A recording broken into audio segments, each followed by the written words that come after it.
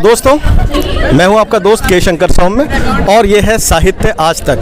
साहित्य आज तक में मेरे पीछे है शब्दांकुर प्रकाशन का स्टॉल और शब्दांकुर प्रकाशन के स्टॉल के सामने ये है मित्रों की महफिल। मित्रों की महफिल में हमारे साथ है विनोद पाल जी, उपेंद्र पांडे जी, अशोक कश्यप जी, सुभाष दुआ जी। एक एक करके मित्रों से जानते हैं कि उनका क्या अनुभव है, क्या उनको लग रहा है आज तीसरे दिन। सबसे पास जो मेरे हैं उनको परिचय की कोई आवश्यकता तो है नहीं, ये किसी परिचय के मोहताज नहीं है। पूरे हिंदुस्तान को हंसाने में इनका बहुत बड़ा योगदान है। कितना बड़ा योगदान है अभी आपको पता चल जाएगा। तो भाई साहब, अपने विचार साझा करें साहित्य आज तक के विषय में। सबसे पहले तो कालीशंकर सौम्य जी का धन्यवाद करना चाहता हूँ इनके शब्दांकुर प्रकाशन के लिए भी, कि निरंतर कवियों के संग जुड़े हुए और उनकी कविताओं को प्रेषित करने के लिए और एक किताब का रूप देके आज शब्दांकुर प्रकाशन के अंतर्गत हमारे यहाँ के जितने भी कवि हैं उन सबकी कविताएं यहाँ पे किताबों के रूप में मिल रही है।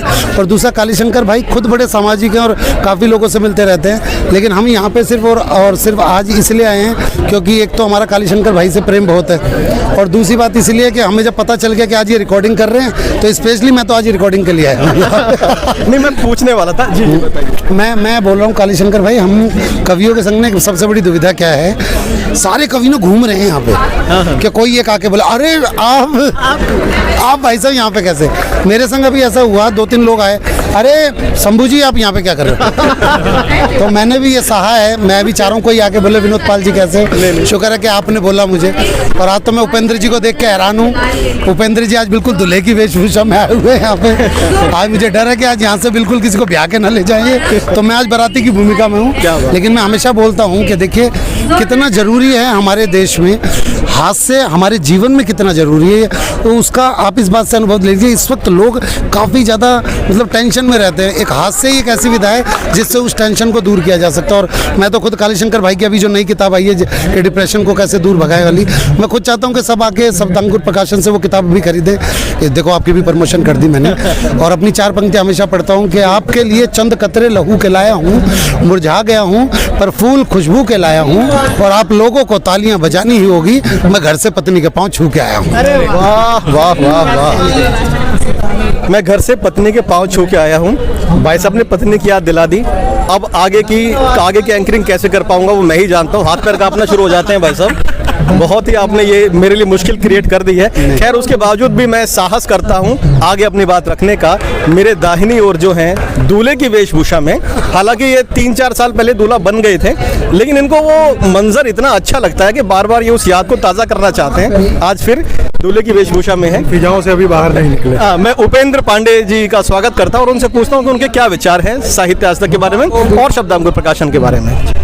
धन्यवाद कालीशंकर सौम्य जी। अभी विनोद पाल जी ने बताया जैसे कि इन्होंने मुझे जानकारी दी कि साहित्य आज तक है और हमारे कालीशंकर सौम्य जी का स्टॉल लगा हुआ है शब्दांकुर प्रकाशन, तो वहाँ जाऊँ मिलने। तो मेरी भी इच्छा जो थी प्रस्फुटित हो गई कि हमने कहा इसी बहाने कालीशंकर जी से मिलना हो जाएगा। मैंने कहा विनोद भाई तुरंत चलते हैं, हमारा अभी कार्यक्रम था, उसके बाद हम सीधे कालीशंकर सौम्य जी से स्पेशली मैं मिलने आया हूँ। बहुत अच्छे अजीज मित्र हैं हमारे कालीशंकर जी। मुझे याद आता है कि जब मैं कविताओं का ककहरा सीखा करता था, जब शुरुआत में गोष्ठियों में जाता था, तो हमारे अग्रज थे और इन्होंने कई बार मंचों पे खड़ा होना सिखाया और किस तरह से प्रस्तुति की जाती है, कविताओं की क्या गहराई होती है वो भी सिखाने वाले हमारे कालीशंकर सौम्य जी हैं। मुझे लगभग 3-4 सालों बाद आज मिलकर अत्यंत प्रसन्नता हुई और आपसे अभिभूत हूँ। आपके इसको शब्दांकुर प्रकाशन को मैं कोटि शुभकामनाएं देता हूँ। इस तरह का कारवां आगे बढ़ता रहे। साहित्य आज तक में केवल और केवल मैं कालीशंकर सौम्य जी से मिल रहा है और किसी से ये मेरे लिए सौभाग्य। ये थोड़ा सा बहुत बड़ी बात हो गई है, पर अगर ये सच है तो मेरे लिए बहुत ही उत्साह का विषय है। बहुत धन्यवाद दे रहा हूँ।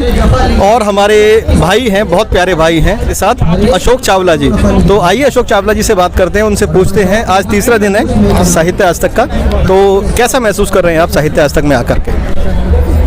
सर्वप्रथम तो मैं आपको धन्यवाद करता हूँ, आपने बुलाया, मेरा सम्मान किया, उसके लिए बहुत बहुत आभार आपको। एक स्टॉल भी लगा रखा है जी, ये शब्दांकुर प्रकाशन का, और उसमें बुक्स रखी हुई हैं। आपकी भी बुक्स आई है जो मैंने ली है, वो मैं पढ़ूंगा घर जाके, काफ़ी प्रेरणा देती है नवांकुरों को, हमें भी दे रही है।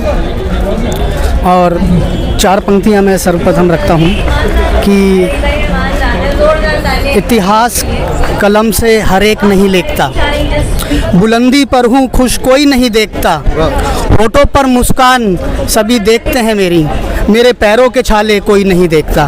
तो जो हम आपसे सीख रहे हैं, आपके पथ चिन्हों पर चल रहे हैं, आप अपना स्नेह और आशीर्वाद ऐसे ही बनाए रखें। बहुत धन्यवाद आपका अशोक जी। और एक और साथी हैं, वे भी अशोक हैं, और आइए उनसे भी आपका परिचय कराते हैं। नवांकुर साहित्य सभा के अध्यक्ष हैं और नवांकुर साहित्य सभा के अंतर्गत पिछले कुछ वर्षों में, लगभग 10 वर्षों में बहुत सारा काम साहित्य के लिए किया गया है। नवोदित लोगों के लिए, कविता की नई पीढ़ी के लिए बहुत सारा काम किया गया है। मैं भी इसमें एक महासचिव की भूमिका में हूँ। आइए बात करते हैं अशोक कश्यप जी से और उनसे जानते हैं कि वे कैसा महसूस कर रहे हैं साहित्य आज तक में आकर के। जी बताएं सर। अच्छा ही महसूस हो रहा है। बहुत सारी किताबें देखने को मिल रही हैं यहाँ पर, और मुझे खुशी इस बात की हुई, नवांकुर साहित्य सभा की जितनी भी सीरीज है सारी यहाँ पे मुझे दिखाई दे रही हैं पुस्तकें, काव्यांकुर नाम से। काव्यांकुर 1, 2, 3, 4, 7, 9 तक दिखाई दे रही हैं और बहुत अच्छा महसूस हो रहा है। कुछ पुस्तकें बिक भी रही हैं तो अच्छा है। तो भैया हम तो साहित्य के हैं, तो साहित्य की बात करेंगे कि भाई दशक बीते हैं, ऐसे ही दशक बीतेंगे, ऐसे ही रहे हैं हम सदा, ऐसे रहेंगे हम तो ऐसे ही। कोई बनता है बन जाए सिकंदर इन ज़मीनों का, रहेंगे बादशाह हम तो जिगर के दिल के ऐसे ही, रहेंगे बादशाह हम तो जिगर के दिल के ऐसे ही। आपको बहुत बहुत बधाई शब्दांकुर प्रकाशन के लिए। तो दोस्तों, रहेंगे बादशाह हम तो जिगर के दिल के ऐसे ही। और ये जो बादशाही है, ये एक ऐसी बादशाही जो फ़कीरी के अंदर से निकल के आती है, उसका एक कोई और विकल्प है नहीं। इस समय मेरे साथ जो हैं वे हैं कवयित्री कल्पना शुक्ला त्रिवेदी। आप इनसे बिल्कुल पहले से परिचित होंगे ऐसे मुझे पूरी उम्मीद है। हिंदी की बहुत अच्छी कवयित्री हैं, बहुत सारे प्रतिष्ठित मंचों पर आप छाई रहती हैं, चाहे यूट्यूब हो चाहे फेसबुक हो, और बहुत सारे सोशल मीडिया पर आपकी बहुत सारी कविताएं वायरल रहती हैं। आज हम इनसे जानते हैं कि क्या ये कविता सुनाएंगी या अपने मन की बात करेंगी या फिर साहित्य आज तक के बारे में क्या इनके विचार होंगे, ये तो इन्हीं से पता करेंगे। जी बताएं। धन्यवाद सौम्य जी। ये मैं पकड़ लूँ? बिल्कुल पकड़िए। आपने बहुत सारे प्रश्न पूछ लिए। एक तो आपने कहा कविता सुनाने के लिए, अगर आपकी इच्छा है तो कविता सुना दीजिए। बाकी साहित्य आज तक के बारे में तो मैं शुरुआत करना चाहती हूँ। साहित्य आज तक के को लेकर काफ़ी समय के बाद ये आयोजन हुआ है, कोरोना काल के बाद, लगभग 3 साल बाद हुआ है शायद ये। तो इस बार जो रौनक है इसकी, ये बहुत अच्छी है, पहले से बहुत अच्छी, क्योंकि 2 साल का जब गैप हो गया तो अब यहाँ पर जब देख रही हूँ तो काफ़ी चहल पहल देखने को मिल रही है। और कल जब मैं आई थी तो कल तो भीड़ कम थी, लेकिन आज तो बहुत, क्या कहने, बहुत ही भीड़ है। आप इधर उधर जाके देखेंगे तो आप पाएंगे, आपको भी यहाँ से निकल के थोड़ा देखना चाहिए, लेकिन आप अपने स्टॉल पे बिजी हैं। तो बहुत ही अच्छा लग रहा है यहाँ पे आके। बिल्कुल ऐसा लग रहा है कि कल परसों में नहीं आई तो कल आके मैं पछता रही थी कि मैं क्यों नहीं आई थी परसों, और कल आई तो मुझे लगा आज भी आना चाहिए, तो आज मैं जल्दी आ गई। अब बहुत ज़्यादा मैं क्या बोलूँ, कवित्री आपने कह दिया। मैं सोच रही हूँ कि एक कविता सुना देती हूँ, सुनिए। वैसे आप तहत में बहुत अच्छा पढ़ते हैं, मैं भी कोशिश करती हूँ। किसी के ख्वाब में आने से कुछ नहीं होता, किसी के ख्वाब में आने से कुछ नहीं होता, खुद अपने दिल को जलाने से कुछ नहीं होता। आप भी बोल सकते हैं। बढ़िया बात। किसी के ख्वाब में आने से कुछ नहीं होता, खुद अपने दिल को जलाने से कुछ नहीं होता। और अगर है दम तो मेरे दिल से निकल कर देखो, अगर है दम तो मेरे दिल से निकल कर देखो, बस मेरी याद भुलाने से कुछ नहीं होता, बस मेरी याद भुलाने से कुछ नहीं होता।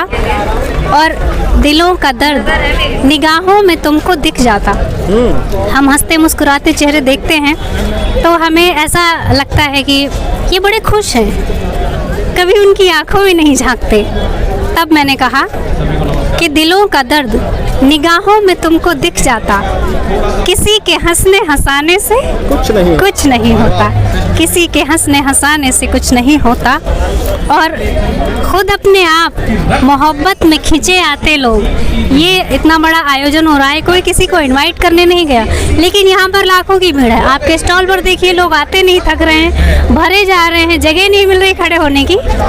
तो कि खुद अपने आप क्यों आते हैं लोग, खुद अपने आप मोहब्बत में खिंचे आते लोग, किसी के लाख बुलाने से कुछ नहीं होता, किसी के लाख बुलाने से कुछ नहीं होता। और ये सुन लीजिएगा कि खिलाफ अपने ही खुद मैंने गवाही दी है, खिलाफ अपने ही खुद मैंने गवाही दी है, तेरे इल्ज़ाम लगाने से कुछ नहीं होता, तेरे इल्ज़ाम लगाने से कुछ नहीं होता। और ये बात मैंने कही थी होली के समय, वो भी मैं कह देती हूँ कि करे कुछ ऐसा कि मुस्कान खिले चेहरों पर, करे कुछ ऐसा कि मुस्कान खिले चेहरों पर, किसी के रंग लगाने से कुछ नहीं होता, किसी के रंग लगाने से कुछ नहीं होता। धन्यवाद स्वामी जी। मेरे साथ मनदीप कौर हैं। अभी हाल ही में इनकी एक नई किताब आई है, किताब का नाम है गूंजती खामोशियाँ। कल ही हमने उस किताब का लोकार्पण किया है। आइए मैं इनसे जानता हूँ कि साहित्य आज तक में इनको क्या क्या मिला, बताइए। क्या क्या मिला तो मैं आपको काउंट करके नहीं बता सकती, क्योंकि बहुत कुछ मिला यहाँ पर, तो समेट लिया जाए ऐसा अथाह समंदर है कि आप समेट नहीं सकते हो। तो 3 दिन बहुत कम पड़ते हैं, बहुत कम पड़ते हैं, तो मन भर नहीं रहा है। और देखने से ना आंखें भर रही हैं ना मन भर रहा है। देख रहे हैं आसपास इतना कुछ साहित्य का इतना अथाह सागर बह रहा है कि आप इकट्ठा करना चाहें भी तो नहीं कर सकते। But it's a beautiful place to be and I am really happy and glad to be here, और बहुत अच्छा लग रहा है। बहुत धन्यवाद आपका। तो मनदीप जी ने कहा उनको अच्छा लग रहा है। और साथ ही अभी हमारे साथ एक हमारे सीनियर साथी हैं सुभाष दुआ जी, उनके विचार जानते हैं। बहुत लंबे समय बाद उनसे मुलाकात हुई है। आदरणीय सुभाष दुआ जी, बताएं। धन्यवाद सोमी जी।